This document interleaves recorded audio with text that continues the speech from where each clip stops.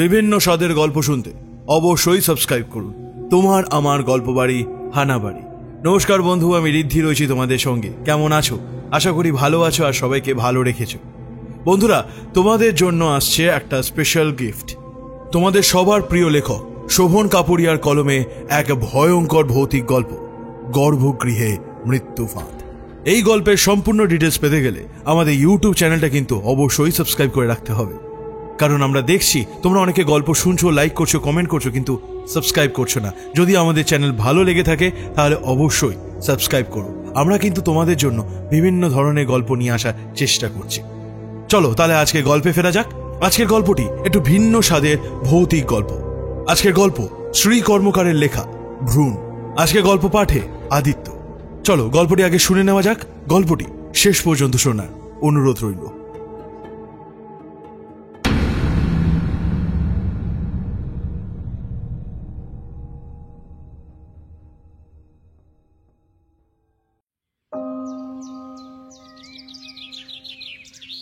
ঘরে একটি বাচ্চা কি সুন্দর নিষ্পাপভাবে ঘুমিয়ে আছে। ঘরের আলো অন্ধকারের মাঝে দেখে যেন মনে হয় যে বাচ্চাটি তার মায়ের বুকে মাথা রেখেই পরম শান্তিতে ঘুমিয়ে, আর মা নিজের সন্তানকে আঁকড়ে ধরে আছে যেন সেই নিজের মধ্যে গড়ে ওঠা তিল তিল করে এক বিন্দুর মহা সুখের সাগর। কিন্তু হঠাৎ যেন ঘুমন্ত মহিলার বন্ধ চোখ কেঁপে ওঠে, যেন কিছু একটা দুঃস্বপ্ন তাকে তাড়া করছে। হঠাৎ চোখ খুলে সন্তানকে নিজের বুকের মাঝে দেখে স্বস্তি পায় সে, কিন্তু পরক্ষণে মনে পড়ে যে আজ ওদের বেরোতে হবে। পরম শান্তিতে ঘুমিয়ে থাকা তার আদরের ছেলের দিকে এক পলক চেয়ে থাকেন। এরপর ছেলেকে ঘুম থেকে ডেকে তুলবার জন্য প্রস্তুত হন তিনি। মায়ের মন সেটা করতে চায় না, কিন্তু ডাকতে যে হবেই। নিজেই নিজেকে মনে মনে বলেন যে প্রস্তুত হও, আর প্রস্তুত করতে হবে ছেলেকেও। জীবন এত সহজ নয়। মহুয়া ছেলের গায়ে হাত দিয়ে ডাকে, বাবাই তাড়াতাড়ি ওঠো, আজ ঘুরতে যাবে না? বাবাই ঘুম জড়ানো গলায় বলে, আমরা কোথায় ঘুরতে যাব মা? ও মা, ভুলে গেলে? আজ না আমরা সেনপাড়া যাব, সেখানে আমাদের নতুন বাড়ি দেখব। বাবাই এবার খুশি হয়ে উঠে বসল। আমার জন্য সেখানে খেলার ঘর আছে তো মা? হ্যাঁ আছে তো, সেই জন্যই তো বলছি তাড়াতাড়ি উঠে পড়, তখন যেতে দেরি হবে। বাবাই উঠে সোজা বাথরুমে চলে গেল। দাঁত মেজে নতুন জামা পরে বের হলো। মা ছেলে একসাথে সকালের জল খাবার খেয়ে নিয়ে বের হলো গন্তব্যের দিকে। মহুয়া সেন সিঙ্গল মাদার। ওর বিয়ে হয় প্রায় 12 বছর আগে। বিয়ের 2 বছরের মাথাতেই বাবাই হয়। তারপর থেকে ওর বর অর্থাৎ সৌমিক চেঞ্জ হতে শুরু করে। দুজনের মধ্যে দূরত্ব বাড়ে। এরপর সৌমিক মহুয়াকে ডিভোর্স দিতে চাইলে মহুয়া না করেনি, কারণ তার মনে হয়েছিল যে যেখানে সম্পর্ককে বোঝা বলে মনে হবে সেখানে মহুয়ার একা জোর করে তাকে টিকিয়ে রাখার কোনো মানে হয় না। সৌমিক বাবাইকে নেয়নি। মহুয়ার ওপর দায়িত্ব আসে। মা হয়তো আর নিজের সন্তানকে ফেলে দিতে পারে না। মহুয়ার মনে এই নিয়ে কোনো কষ্ট ছিল না। বাড়ির থেকে আবার বিয়ে করতে বললেও সে রাজি হয়নি। ওর মা বাবা তাদের সাথে থাকতেও চেয়েছিল, কিন্তু সে রাজি নয়। তাই ভাড়া বাড়ি নিয়ে ছেলেকে নিয়ে থাকে। একাই সামলেছে নিজের আর ছেলের জীবনকে। সেই ঘটনার বছর খানেক কেটে গেছে। মহুয়া এখন চাকরি করে, ভালোই মাইনে পায়। বাবাই বড় হয়েছে, সে সবই বোঝে। দুজনে বেশ ভালোই আছে। সপ্তাহের 5টা দিন কাজ আর বাবাইয়ের স্কুল করেই চলে যায়। শনি রবি বাপের বাড়িতে গিয়ে থাকে। বর্তমান এই বাড়িটি মহুয়ার কাজের জায়গা আর বাপের বাড়ি থেকে একটু দূরে, তাই এবার কাছে বাড়ি দেখছে যাতে দুদিকেই সামনে হয়। সুতরাং ভাড়া বেশি দিতে হবে, এটা বলাই বাহুল্য। মহুয়া অবশ্য দিতেও রাজি। এই নতুন বাড়িটির খোঁজ দেয় ওর এক কলিগ।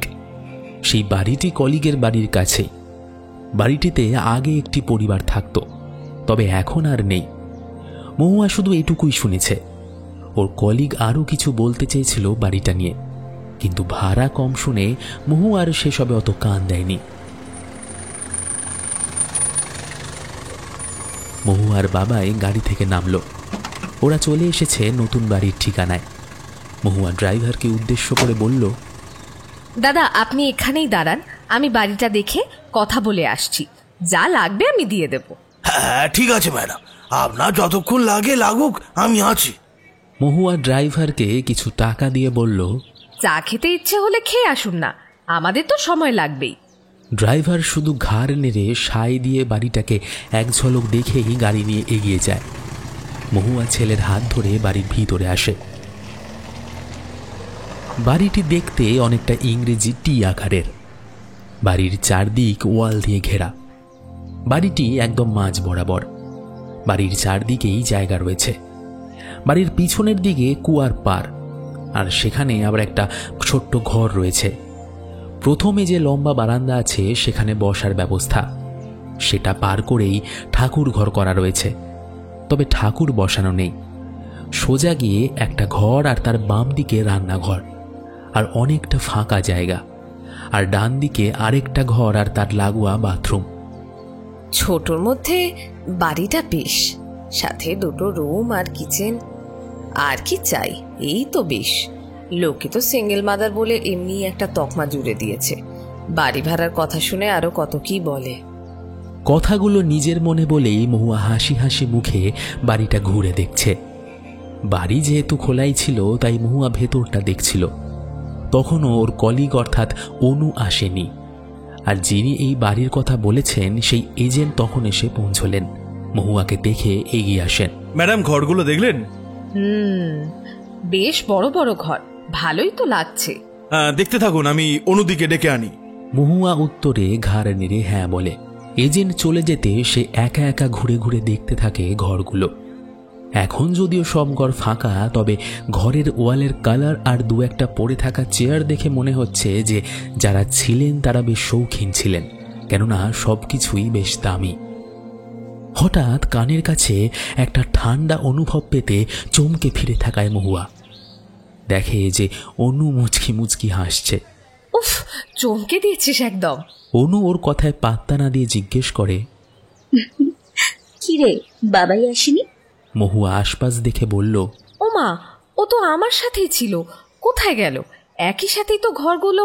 কথা শেষ না করেই ঘাবড়ে গিয়ে মহুয়া বাবাইকে ডাকতে থাকে। বাবাই, এই বাবাই, বাবাই কোথায় গেলি? বাবাই! কোথায় আর যাবে, দেখ এখানেই কোথাও আছে।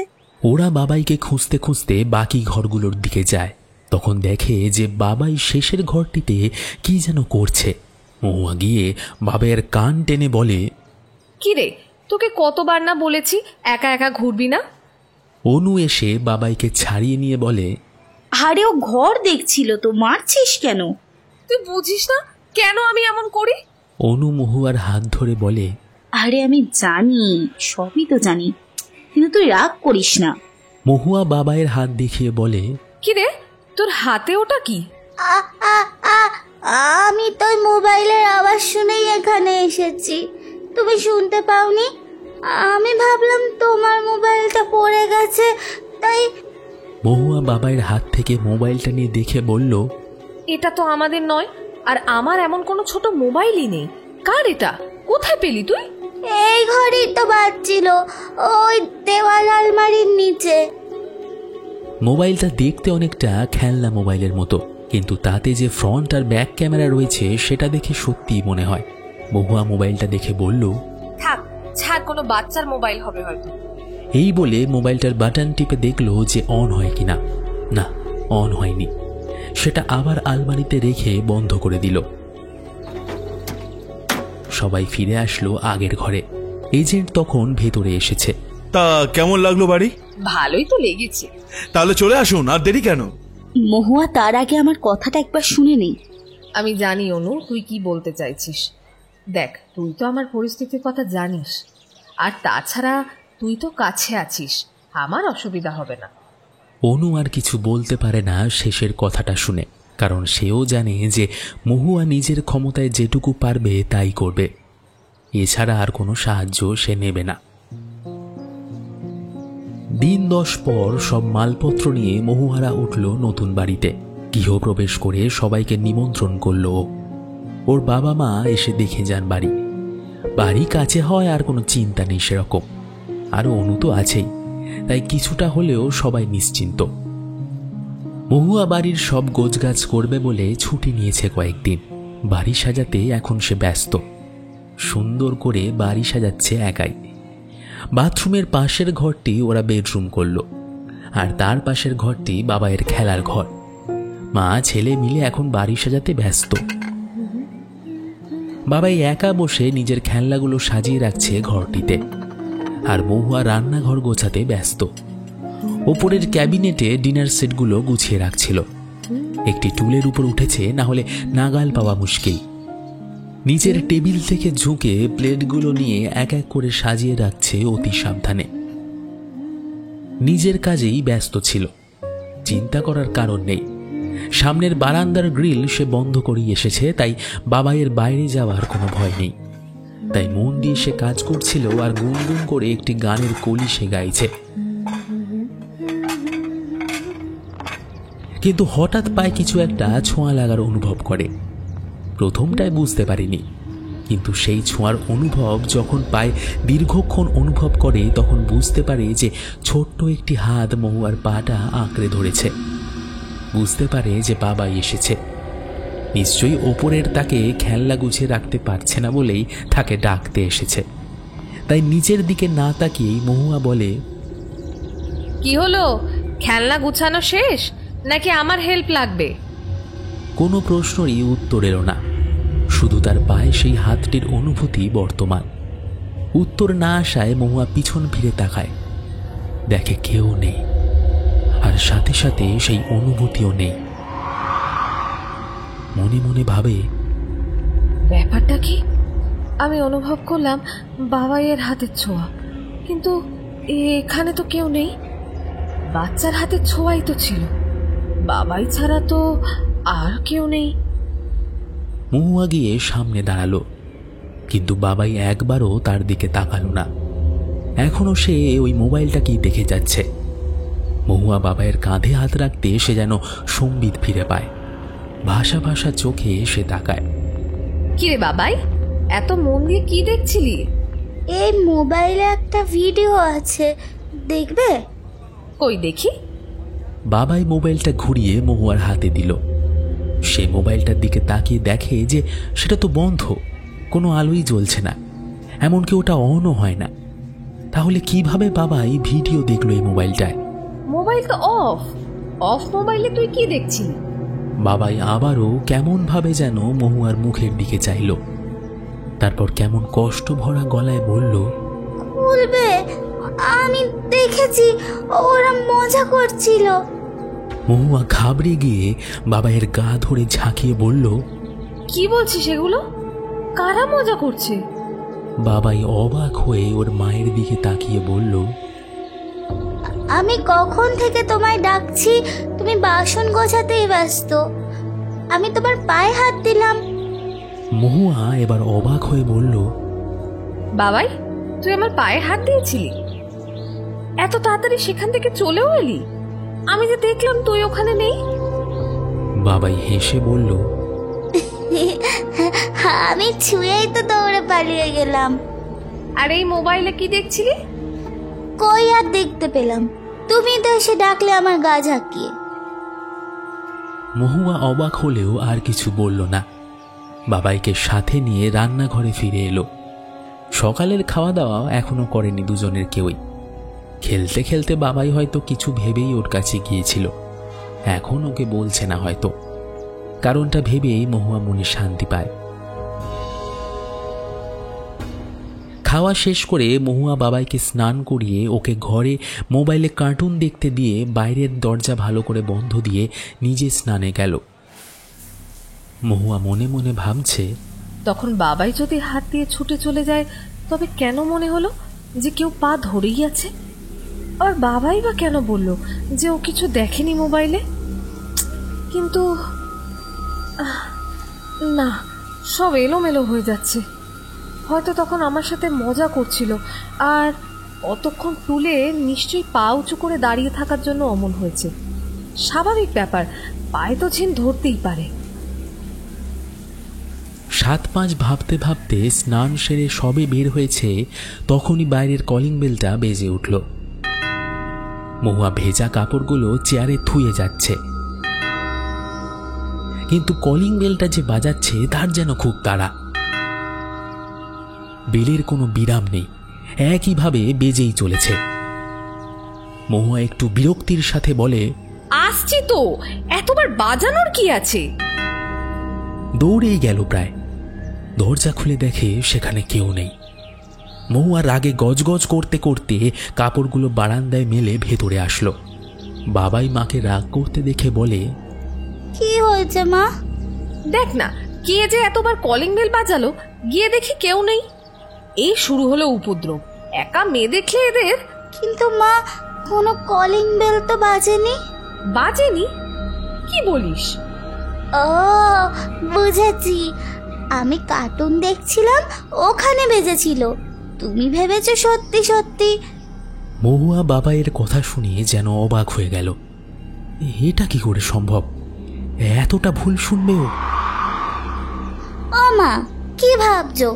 আমি যা বললাম ওটাই। আর ভেবো না, চলো আমরা কিছু বরং খেলি, খুব বোর হয়ে যাচ্ছি। মহুয়া ওসব ভাবনা ঝেড়ে ফেলে ছেলের সাথে খেলতে বসে। খেলতে খেলতে অনেক সময় গড়িয়ে যায়। দুজনে খেয়ে সব কাজ সেরে ঘরে আসলো। ছেলেকে শুয়ে দিয়ে ওকে ঘুম পাড়িয়ে দিতে দিতে পাশে মহুয়াও শুয়ে পড়ল। বাবাই হাতে মোবাইল নিয়ে কি যেন একটা দেখছে এক মনে, আর রান্নাঘরের দিকে যাচ্ছে। মহুয়া সেটা দেখেই পেছন থেকে আওয়াজ দেয়, এই বাবাই। ও মায়ের কথার কোনো উত্তরই দিচ্ছে না। মহুয়া অবাক হয়, এত ডাকছে, ছেলেটা শুনতে পাচ্ছে না নাকি? কিরে, ঘরের আলো জ্বালাসনি কেন? মহুয়া এবার পেছন থেকে বাবাইকে টেনে ধরে। সে মুখ ঘুরতেই দেখে যে এটা ওর ছেলে নয়, অন্য একটা বাচ্চা। মহুয়া অবাক হয়ে বলে, তুমি কে? আমাদের বাড়িতে ঢুকলে কি করে? আর বাবাই কোথায়? ছেলেটি কোনো উত্তর দেয় না, শুধু মোবাইলটি মহুয়ার দিকে এগিয়ে দেয়। মহুয়া মোবাইলটি ধরতে যাবে, আর তখনই মোবাইলটি বেজে ওঠে। মোবাইলের রিংটোনের আওয়াজে ঘুম ভেঙে যায় বাস্তবিক। লাফ দিয়ে উঠে বসে দেখে যে সন্ধে হয়ে গেছে, আর পাশে বাবাই নেই। ভয় পেয়ে যায় ও, তাড়াতাড়ি বিছানা থেকে নেমে বাবাইকে ডাকতে থাকে। সে পাশের ঘর থেকে উত্তর দেয়। সেখানে গিয়ে দেখে যে সে একটা মোবাইল নিয়ে খেলছে একা একা। কিরে, কখন উঠেছিস? এই তো একটু আগেই। আমায় ডাকিসনি কেন? তুমি ঘুমোচ্ছিলে তাই ভাবলাম। চল, পড়তে বসবি, পড়ে খেলবি। মহুয়া রাতের খাবার বানাচ্ছে। সেখানেই টেবিলে বসে বাবাই পড়া করছে। হঠাৎ সে বলে ওঠে, জানো তো মা, আজ না খেলার সময় মোবাইলটা জ্বলে ওঠে। আমি হাতে নিয়ে দেখি ওটায় কোনো লক নেই। তুমি বলছিলে না ওটা খেলনা মোবাইল, কিন্তু তা নয়। মোবাইলটার কিগুলো টিপলে ওটা চলছে। কি বলিস? সেদিন যে দেখলাম, কই চললো না তো। আর তুই খালি বলিস ওটা চলে। আমার হাতে চলে না কেন তাহলে? মোবাইলটা তোমায় ভয় পায়। এই কথাটা বলে বাবাই হাসতে থাকে। মহুয়া হেসে বলে, তো কি দেখলি ওটায়? কই, আজও তো কিছুই দেখতে পারলাম না। তুমি তো চলে এলে। ভালো হয়েছে, খালি তোর কাছে চলে, আমার কাছে তো কিছুই হয় না। বাবাই কথাটা শুনে হাসতে থাকে। হয়েছে হয়েছে, তুই পড়। মহুয়া নিজের মনে মনে ভাবে, কি ব্যাপার, এটা কি কাকতালীয় নাকি বাবাই মিথ্যে বলছে? আর অবাক ঘটনা হলো, ও যখন মোবাইলটা ধরে তখন সেটা অন হয়। আমি কোনো জিনিস দেখতে পাই না। ওই মোবাইলের পেছনে কি কোনো ঘটনা আছে? কে জানে কি কথা লুকিয়ে আছে তাতে। পরে দেখতে হবে, এখন ভেবে লাভ নেই। রাতের খাওয়া দাওয়া সেরে দুজনে শুয়ে পড়ল। মহুয়া শুয়ে শুয়ে ভাবছে, ঘুম কিছুতেই আসছে না। মহুয়া উঠে পাশের ঘরে গেল সেই মোবাইলটা দেখতে। পাশের ঘরে গিয়ে বাবাইয়ের খেলনার মধ্যে থেকে মোবাইলটা খুঁজে বের করে সেটা অন করার চেষ্টা করল, কিন্তু কিছুতেই সেটা অন হয় না। ব্যাটারি বের করে আবার লাগালো, আর তারপরই হঠাৎই মোবাইলটা অন হয়ে গেল। মোবাইলটার গ্যালারি পিকচার দেওয়া সেই ঘরে থাকা দেওয়াল আলমারির। কি মনে হতে মহুয়া ফোন গ্যালারি খুলল আর সেখানে কিছু ফটো আর ভিডিও দেখতে পেল। একটি ভিডিও অন করতে সেখানে দেখে যে একটা বউ একটা বাচ্চা ছেলেকে কি যেন বলছে। বাচ্চাটি যেন কাঁদছে মনে হলো, আর যেন ওকে মারছে। শব্দ তেমনভাবে শোনা যাচ্ছে না, আর ভিডিওর ছবিগুলো তেমন পরিষ্কার নয়। স্ক্রিনটা এতটাই ছোট যে ঠিকমতো বোঝা যায় না। তখনই হঠাৎ পাশের ঘর থেকে বাবাইয়ের চিৎকারের আওয়াজ পাওয়া গেলে মহুয়া দৌড়ে সেই ঘরে গিয়ে দেখল যে বাবাই ঘুমের মধ্যে কি বলছে আর কাঁদছে। মহুয়া মোবাইলটি অফ করে দিতেই বাবাই চুপ হয়ে গেল, যেন কিছুই হয়নি, নিশ্চিন্তে ঘুমোচ্ছে। মহুয়া ঘটনাটার আকস্মিকতায় ভয় পেয়ে গিয়ে মোবাইলটা নিজের ব্যাগে ঢুকিয়ে রাখল। তারপর বাবাইকে জড়িয়ে ধরে শুয়ে পড়ল। সেও মাকে জড়িয়ে ধরে ঘুমের ঘোরে। কিন্তু বাবাইয়ের এই জড়িয়ে ধরাটা যেন ধীরে ধীরে শক্ত হতে থাকে। মহুয়া দম নিতে পারে না, ওকে ছাড়ানোর চেষ্টা করে কিন্তু পারে না। তখন শুনতে পায় যে বাবাই ফিস ফিস করে বলছে, ভিডিওটা দেখো, আমার গল্পের মুক্তি সেখানে। মহুয়া ভয়ে চিৎকার করে উঠে বাবাইকে শক্ত করে ঝাঁকি দেয়। তাতে ওর ঘুম ভেঙে যায়। এমন হঠাৎ করে ঘুম ভেঙে যাওয়ায় সে খুব অবাক হয়। অবাক হয়ে মায়ের দিকে তাকায়। ওর মায়ের মুখ কেমন যেন ফ্যাকাশে হয়ে গেছে। কি হলো মা? ভয় পেয়েছো মা? মা, তুই স্বপ্ন দেখছিলি বাবাই? কি বলছিলি ওসব? আমি কি জোরে কথা বলেছি? হ্যাঁ, কোনো একটা ভিডিওর কথা বলছিলি। তো তখন যে মোবাইলটা দেখছিলাম ওটাই স্বপ্ন দেখলাম। তবে জানো তো মা, স্বপ্নে একটা বাচ্চাকে মারতে দেখেছি, কিন্তু তখন তো মোবাইলে কোনো ভিডিও দেখিনি। কি বললি? তুই বাচ্চাটাকে দেখেছিস? হ্যাঁ, তুমি দেখেছো নাকি? তুমি জানো ছেলেটাকে? মহুয়া ভয় পাওয়া গলায় বলল, না, দেখিনি। তুই হয়তো ওই মোবাইলে কার্টুন দেখেছিস, ওগুলোই স্বপ্নে দেখছিস। এই জন্যই বলি বাবাই, এত মোবাইল দেখতে না। কিন্তু মা, তা কিন্তু নয়। আর কোনো কথা নয়, ঘুমিয়ে পড়ো এখন, অনেক রাত হয়েছে, তাড়াতাড়ি উঠতে হবে আবার। বাবাই কিছু বলতে যাচ্ছিল। মহুয়া ওকে জোর করে শুয়ে দিল একরকম। ও ঘুমিয়ে পড়লেও মহুয়া এবার আর ঘুমোলো না, সে জেগেই থাকে। পরদিন বাবাইকে তাড়াতাড়ি স্কুলে দিয়ে একটা মোবাইল রিপেয়ারিংয়ের দোকানে মোবাইলটা দিয়ে যায় ও, আর বলে যে ভিডিওগুলো পেন ড্রাইভে শেয়ার করে দিতে। তারপর মহুয়া অফিস চলে যায়। ফেরার পথে বাবাইকে সাথে নিয়ে ওই মোবাইলের দোকানে যায়।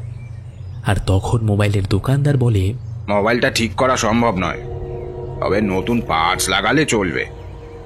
তাহলে ভিডিওগুলো রিকভারি করে পেন ড্রাইভে দিয়ে দিয়েছি। ও আচ্ছা, তাহলে মোবাইলটি আমি পরে ঠিক করতে দেব, আর পেন ড্রাইভটা আমায় দিন। দোকানি মোবাইলটা আর পেন ড্রাইভটা দিল। সে টাকা মিটিয়ে চলে আসে। দোকানি আদেও সেসব দেখেছে কিনা বা সে কোনো সন্দেহ করেছে কিনা সেসব কিছুই জিজ্ঞেস করে না। পাছে যদি মোবাইলটার সে না পায় আর বাচ্চাটির সম্পর্কে জানতে না পারে, তাই সেখান থেকে একরকম পালিয়ে আসে সে। মহুয়া আজ আর ভাড়া বাড়ি যায়নি, সেখান থেকে সোজা গেছে ওর বাপের বাড়ি। আগে ভিডিওগুলো দেখবে, তারপর কি করা যায় ভেবে দেখবে। কেননা বাবাইয়ের আচরণ আর ওই বাড়িতে ঘটে যাওয়া মুহূর্তগুলো ওকে ভাবিয়ে তুলছে। যা ভাবা তাই করা। রাতে ছেলেকে মায়ের কাছে শুয়ে দিয়ে নিজে একা ঘরে ভিডিওটি দেখছে ল্যাপটপে। ভিডিওটি চালালো সে। এখানে ভিডিও কোয়ালিটি তেমন ভালো নয়, তবুও বোঝা যাচ্ছে যে একটা বাচ্চা ছেলে খেলছে। হঠাৎ কারো পায়ের আওয়াজ শুনেই ছেলেটি মোবাইলটিকে সেই ঘরে থাকা একটি দেওয়াল আলমারির মধ্যে রাখে।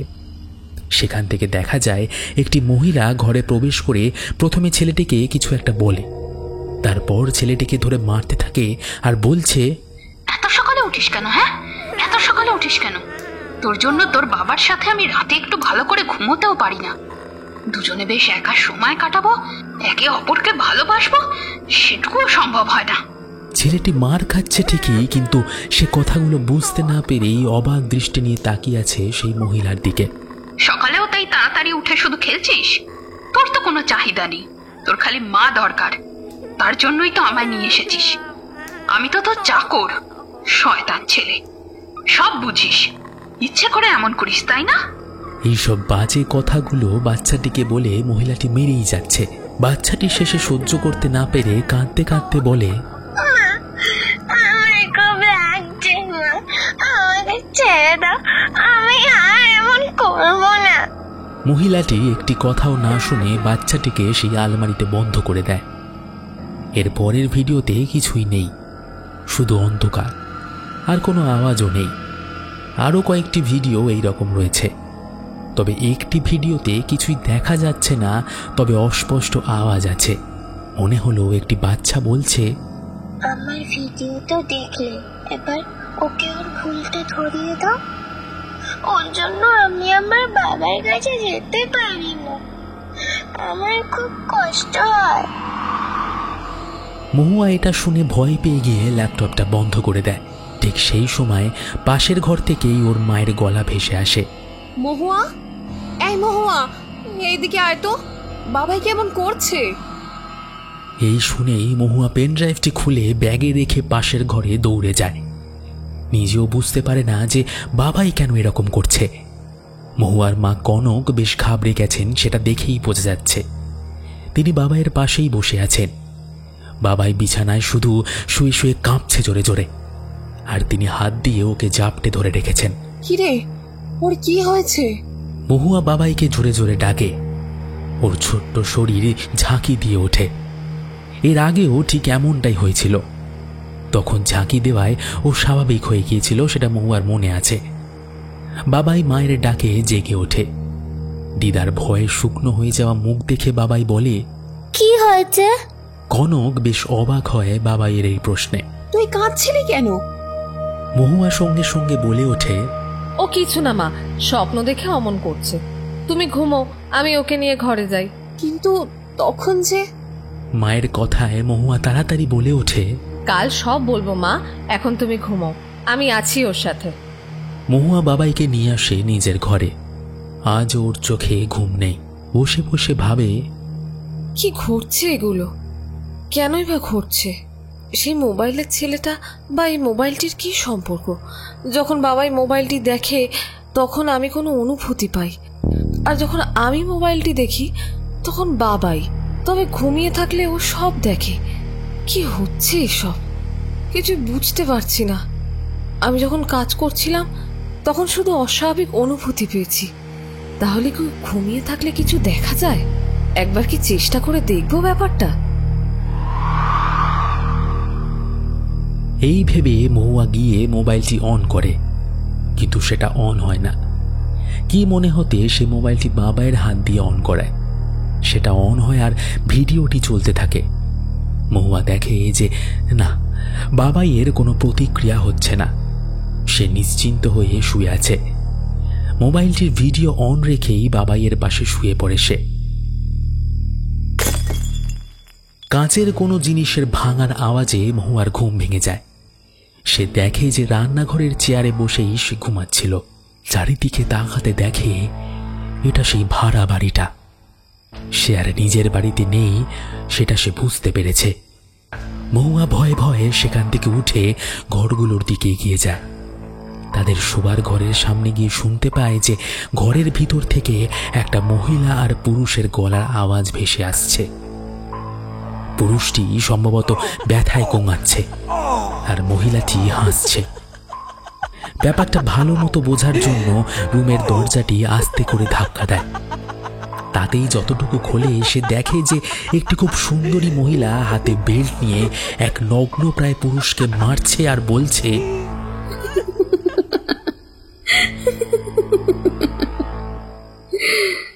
তুমি জানো না আমি ওয়াইল্ড সেক্স পছন্দ করি? তোমাকে এভাবে নগ্ন করে মেরে তোমার শরীরের এই ঘর্মাক্ত রক্তাক্ত দেহ দেখলে আমার যে ঘাম জাগে। তখন আমার তোমাকে খুব ভালোবাসতে ইচ্ছা করে। মহিলাটি পুরুষটির কাছে গিয়ে পুরুষটিকে জড়িয়ে ধরে বলে, আমি তোমায় কত ভালোবাসি তুমি জানো না? তোমায় তো আমি আবার আদর করে সুস্থ করে তুলি, ঠিক কিনা বলো? পুরুষটি কোনো উত্তর দেয় না। তখন মহিলাটি নিজের জিহ্বা দিয়ে পুরুষটির ঠোঁটটি চেটে একটি কুটিল হাসি দিয়ে আবার এক গভীর চুম্বন করে। ঠিক সেই সময় বাইরে থেকে কিছু পড়ে যাওয়ার আওয়াজ হতেই মহিলাটি বিকৃত গলায় চিৎকার করে একটি নাম ধরে ডাকতে থাকে। মহিলাটি দরজার সামনে এলে মহুয়া সেখান থেকে সরে যায়। বাইরে বেরিয়ে সোজা পিছনের কুয়ার পাড়ে যায় মহিলাটি, কিন্তু মহুয়াকে সে দেখতে পায় না।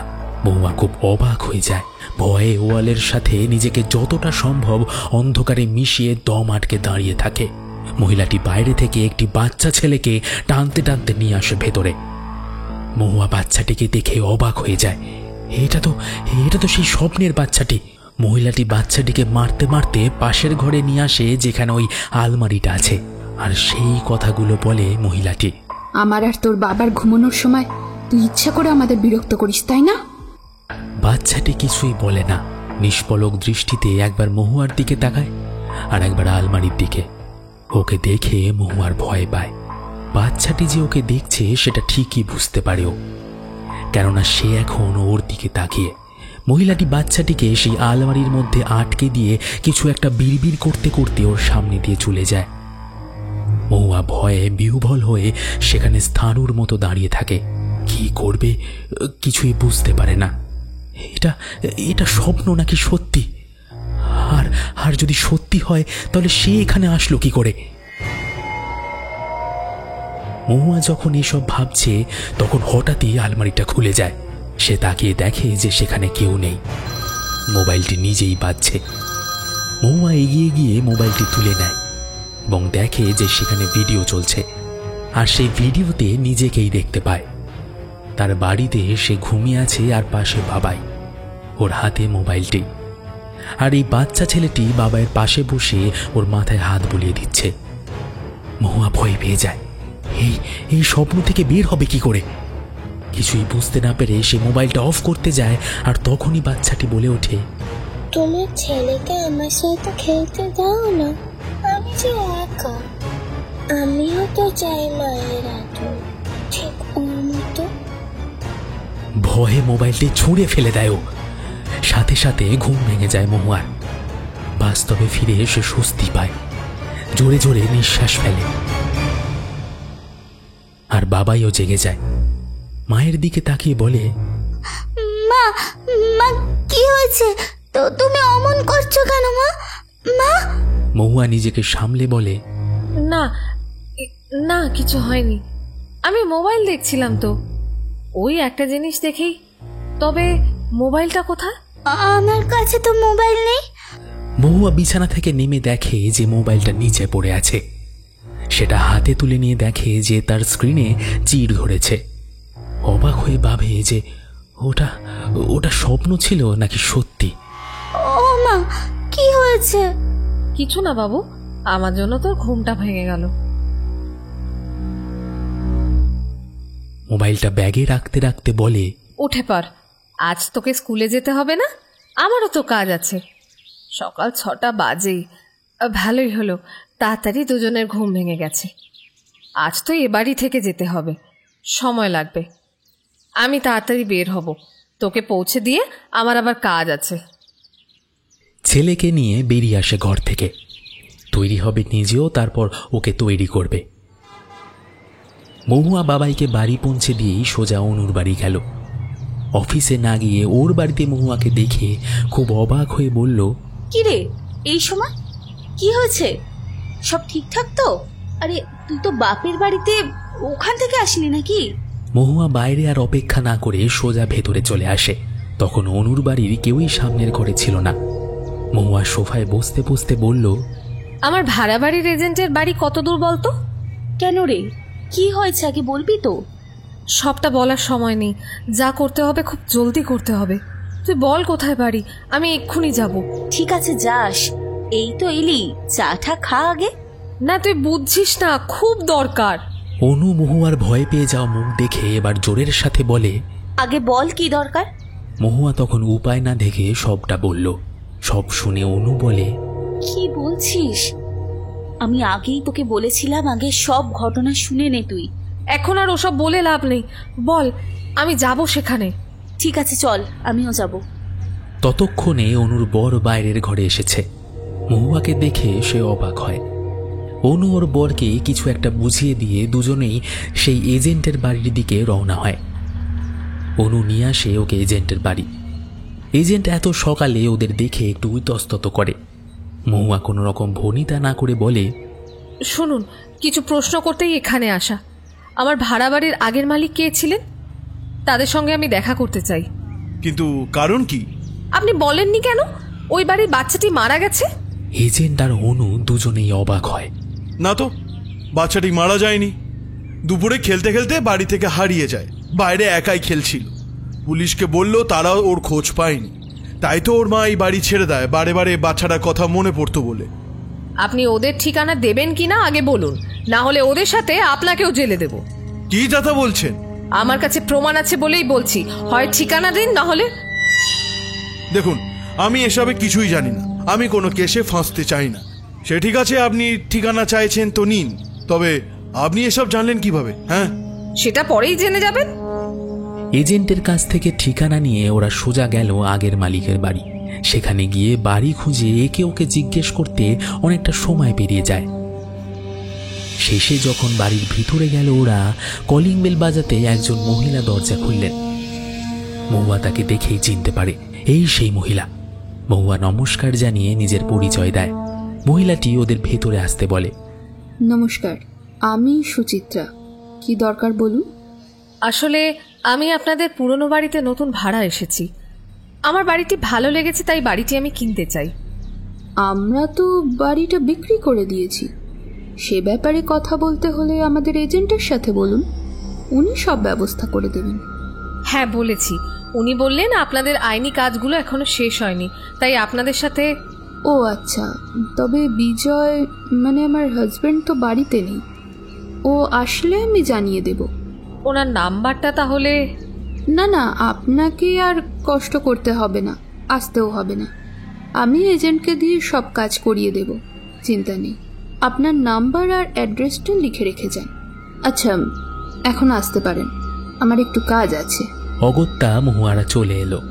কিরে, ওই মহিলা তো আমাদের তাড়িয়ে দিল, কি করবি এখন? চল, ওই সামনেই একটা দোকান দেখেছি, ওখানে গিয়ে একটু অপেক্ষা করি। আমার কি মনে হয় জানিস, বিজয় বাড়িতেই আছে। দেখা করে তবেই যাব আমি। কিন্তু তোর অফিস আছে, তুই চলে যা, আমি পারবো সবটা ম্যানেজ করতে। তুই একদম চুপ থাক, যা হবে দেখা যাবে, একসাথে দেখব। শোন, আমি অফিসে জানিয়ে দিচ্ছি যাব না, আর তুইও। এরপর অনু আর মহুয়া মোড়ের একটা দোকানে গেল। মহুয়া গিয়ে বিস্কুট কিনলো আর দোকানদারকে কিছু জিজ্ঞেস করলো। সেই সময় অনু অফিসে তখন কল করছিল। দোকানদার কিছু বললি নাকি? বলেছিলাম না, বিজয় বাড়িতেই আছে। দোকানিও তাই বলল, কাল বিজয় এসেছিল দোকানে। তাহলে কি এখানে অপেক্ষা করবি? দোকানি সন্দেহ করবে না? না না, করবে না। আমি একটা গল্প শুনিয়ে দিয়েছি, আমরা টাকা পাই তাই এখানে অপেক্ষা করবো বলেছি, দেখি না কি হয়। দুজনে সেখানে অপেক্ষা করতে থাকে। বেশ কিছুক্ষণ পর ওরা দেখে যে সেই বাড়ি থেকে একজন পুরুষ বের হচ্ছে। কাছে আসতে মহুয়া চিনতে পারে যে এই মানুষটি হলো বিজয়। বিজয় মোড় ঘুরে অন্য রাস্তায় উঠলেই দুজনে তাড়াতাড়ি গিয়ে বিজয়কে ডাকে। নমস্কার, আমি সুচিত্রার বান্ধবী, ওর সম্পর্কে না কিছু বলার ছিল। বিজয় ওদের চিনতে না পারায় অবাক হয়ে বলে, আপনারা? সবটা বলবো, তবে আগে কোনো ফাঁকা জায়গায় চলুন, যেখানে আপনার স্ত্রী আপনার ওপর নজরটা রাখতে পারবে না। বিজয় ব্যাপারটা বুঝে ওদের এগিয়ে যেতে বলে। সেখান থেকে আরো অনেকটা গিয়ে একটা ফাঁকা জায়গা মতো আছে, আর সেখানে বসার জায়গাও আছে, অনেকটা ওই পার্কের মতো করা। ওরা তিনজনে সেখানে বসে। বিজয় বলে, আপনি আমার স্ত্রীর সম্পর্কে জানেন? হ্যাঁ জানি, আর আপনার ছেলের সম্পর্কেও জানি। বিজয় চমকে উঠে মহুয়ার দিকে তাকিয়ে বলে, আমার ছেলে চিন্টু, সে তো হারিয়ে গেছে বছর খানিক হলো, কিন্তু আপনি কিভাবে? আমি তো কিছু বলিনি। হারিয়ে গেছে নাকি ওকে কেউ হারিয়ে যেতে বাধ্য করেছে? আপনি সব জানেন, বাবা হয়ে কি করে এমন করলেন বলুন তো? বিজয় অবাক হয়ে বলে, আমি কিছু করিনি। এই বলে সে কান্নায় ভেঙে পড়ে। দেখুন, আমি জানি না কেন আপনি এখনো চুপ করে আছেন। আমার কাছে সব প্রমাণ আছে, কিন্তু আপনার স্ত্রী আপনার ছেলেকে খুন করেছে। এবার যেন বিজয় একদম একদম বাকরুদ্ধ হয়ে যায়। নিজেকে সামলে বলে, আমার ছেলে মারা গেছে? কি বলছেন? সে বেঁচে আছে। আমার স্ত্রী আমায় হুমকি দিয়েছে, আমি যদি মুখ খুলি তাহলে ওকে মেরে ফেলবে। আমায় দেখিয়েছে যে ওকে বাইরে পড়তে পাঠিয়েছে। পুলিশি সব ব্যাপার তো নিছক লোক দেখানো। আসলে ওর বাচ্চার প্রতি ভয় আছে, ওর মানসিক সমস্যা আছে। ও ভাবে বাচ্চা থাকলে আমাদের মাঝের সম্পর্ক নষ্ট হয়ে যাবে। তাই তো আমাকে বলল যে চিন্টুকে বাইরে পড়তে পাঠিয়েছে। আপনি এসব বিশ্বাস করলেন কিভাবে? আপনি কি এতই বোকা? মহুয়া এবার নিজের ব্যাগ থেকে পেন ড্রাইভ বের করে মোবাইলে লাগিয়ে ভিডিওটি বিজয়কে দেখায়। বিজয় হতবুদ্ধি হয়ে গিয়ে বলে, না, আমি বিশ্বাস করি না। আমার ছেলে চিন্টু বেঁচে আছে, ওকে বাইরে পড়তে পাঠানো হয়েছে। আর এটা সত্যি যে ওই আলমারিতে খেলতো, কিন্তু তাই বলে ওখানেই ওকে। মহুয়া যেন উন্মাদ হয়ে ওঠে, রাগের সাথেই বলে, এখনই সেই বাড়ি চলুন। আমার কথা সত্যি হলে ওখানেই বাকি প্রমাণ পাবো, আপনিও বিশ্বাস করবেন।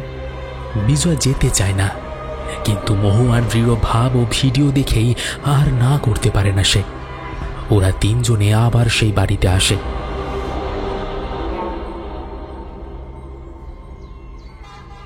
বিজয় সোজা গিয়ে সেই ঘরে গিয়ে আলমারি খোলে, কিন্তু সেটা এখন বাবাইয়ের খেলনা দিয়ে সাজানো। মহুয়া সেসব দ্রুত হাতে নিচে ফেলতে থাকে পাগলের মতো। এরপর কিভাবে সেখানে প্রমাণ খুঁজবে এটা বুঝতে না পেরে তাকগুলো ধরে টানতে থাকে। সেগুলো সব খুলে চলে আসে। ভেতরে দেখতে পায় একটা আলগা বড় কাঠের পাটাতন লাগানো আছে ওয়াল জুড়ে। সেটা এক টান দিতেই বেরিয়ে আসে সেখান থেকে। সেখানে 1 হাত লম্বা একটা খুপড়ির মতো দেখতে পায়। বিজয় মোবাইলের লাইট ধরাতেই তিনজনে ভেতর দেখে সেখান থেকে সরে যায়। ভেতরে একটি ছোট্ট কঙ্কাল, দেখেই বোঝা যায় যে ওটা একটা বাচ্চার। বিজয় কঙ্কালটাকে ধরতে গেলেই মহুয়া বাধা দিয়ে বলে, আমাদের পুলিশকে জানানো দরকার। বিজয় কান্নায় ভেঙে পড়ে। এত বছর ধরে আমার ঠকিয়ে গেছে। আমি ভাবতাম আমার ছেলে কোথাও কোনো এক হোস্টেলে আছে, ভালো আছে, তাই আমিও চুপচাপ থাকি। ভগবান, আমি কি পাপ করেছি? নিজের সন্তানকে মেরে ফেলেছি। এরপরেও সুচিত্রার পেটে বাচ্চা এলে তাকেও তাহলে সে নিজেই মেরেছে।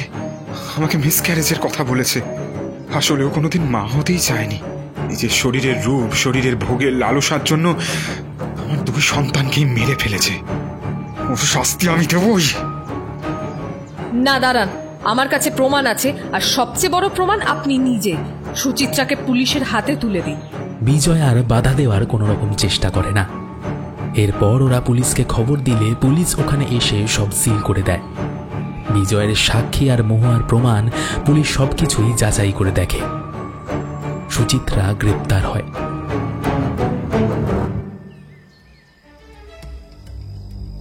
রাতের অন্ধকারে জেলের সেলগুলো দেখে মনে হচ্ছে যেন গভীর অন্ধকার, যেন সেখানে চাপ চাপ হয়ে আছে। তারই মাঝে বিন্দু বিন্দু আলো নিজের জায়গা করে নেওয়ার চেষ্টা করছে। সুচিত্রা শুয়ে আছে মেঝেতে। সে গ্রেপ্তার হওয়ার পর প্রচণ্ড পরিমাণে চিৎকার করায় ও ডাক্তারি মতে তাকে মানসিকভাবে ভারসাম্যহীন বলায় একটি আলাদা সেলে রাখা হয়েছে তাকে। সে একাই আছে এই সেলে।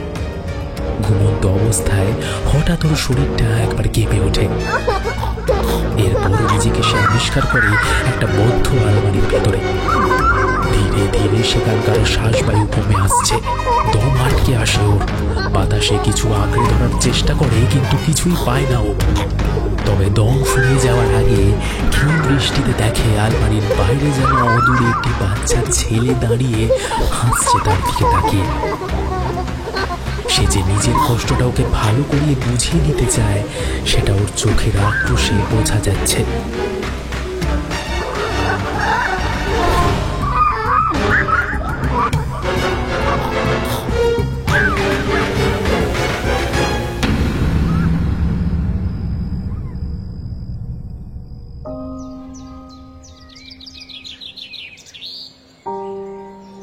সেই বাড়ি ছেড়ে দিয়েছে, এখনো বাপের বাড়িতে আছে।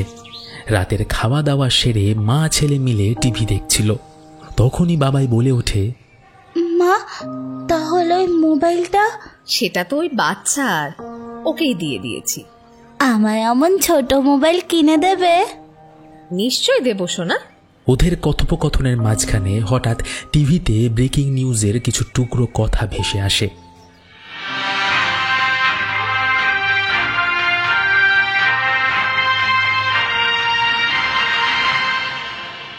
রাতের অন্ধকার কি তাহলে জেলের কয়েদিদের জন্য সুরক্ষিত নয়? এমনই এক ঘটনা চোখে পড়েছে সেন্ট্রাল জেলে। মানসিক ভারসাম্যহীন এক কয়েদি রাতে ঘুমিয়ে সেখানেই শ্বাসকষ্টে মারা যায়। তার বিস্ফারিত চোখ ও দেওয়ালে আঁচড় দেখে মনে হয় তার মৃত্যু খুব কষ্টে হয়েছে। মহুয়া খবরটা শুনতে পেয়ে টিভির দিকে তাকায়। তখন মৃত ব্যক্তির একটি ছবি টিভিতে সম্প্রচার করা হচ্ছে। সেটা দেখেই ভয় পেয়ে যায় ও। আর রিপোর্টারের কথায় যেন ওর শরীরে ভয়ের শিহরণ খেলে যায়। তাড়াতাড়ি টিভি অফ করে বাবাইকে কোলে নিয়ে উঠে যায় সেখান থেকে। তখন ওর মুখের অবস্থা যে কেউ দেখলে বুঝবে যে সে খুব ভয় পেয়েছে। বাবাই যেন মায়ের কোলে থেকেই মায়ের মনের ভয়টাকে বুঝতে পারে। কিন্তু দৃষ্টি তখনও টিভির দিকে। ওর ঠোঁটের কোণে একটা ছোট্ট হাসি ও লুকিয়ে রাখে।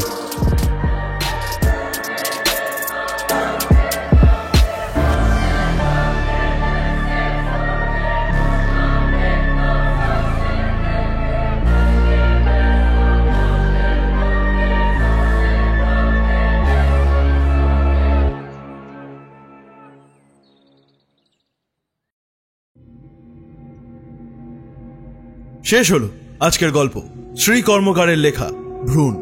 আজকের গল্প পাঠে আদিত্য, অন্যান্য চরিত্রে তানিশা, ঐন্দ্রিলা, সৌম্যদীপ, হরোস্কোপ অফিসিয়াল এবং হানাবাড়ি অফিসিয়াল থেকে Ruvina, freaky Friday stories fiction hunt থেকে তৃষা, রেল অফ টেলস থেকে দেবস্মিতা, আর আমি ঋদ্ধি। এই সুন্দর প্রচ্ছদটা করেছে কৃষ্ণেন্দু। স্ক্রিপ্টিং অনিন্দিতা, আবহ, শব্দগ্রহণ ও ভিডিওগ্রাফিক্স হানাবাড়ি প্রোডাকশন, পরিবেশনা এবং পরিচালনায় টিম হানাবাড়ি। বন্ধুরা, হানাবাড়ি এনেছে তোমাদের কাছে সুবর্ণ সুযোগ। তোমাদের মধ্যে যারা লেখালেখি করো, ভয়েস অ্যাক্টিং করো, আর যারা পোস্টার মানে এই ইউটিউব থাম্বনেল বানাও, তারাও কিন্তু হানাবাড়ির সাথে যোগাযোগ করতে পারবে। কিভাবে যোগাযোগ করবে তার সম্পূর্ণ ডিটেলস ভিডিও ডেসক্রিপশনে দেওয়া রয়েছে। তাড়াতাড়ি তোমরা গিয়ে মেল করো, আমাদের টিম খুব তাড়াতাড়ি তোমাদের সাথে কন্ট্যাক্ট করবে। তো বন্ধুরা, কেমন লাগলো আজকের গল্প? যদি ভালো লেগে থাকে তাহলে অবশ্যই লাইক করো, কমেন্ট করো এবং শেয়ার করে দিও তোমাদের আত্মীয় স্বজন এবং বন্ধু বান্ধবের কাছে। এবং তাদেরকে বলো আমাদের হানাবাড়ি ইউটিউব চ্যানেলটা যেন তারা সাবস্ক্রাইব করে পাশে রাখা বেল আইকন ক্লিক করে অল করে দেয়, যাতে আমাদের কোনো ভিডিও এলে তোমাদের মতো তাদের কাছেও নোটিফিকেশন পৌঁছে যায়। তাহলে বন্ধু, আজ এই পর্যন্তই। দেখা হচ্ছে পরবর্তী কোনো গল্পে। ততদিন ভালো থেকো, সুস্থ থেকো, হানাবাড়ির পাশে থেকো আর ভয়ে থেকো। শুভরাত্রি।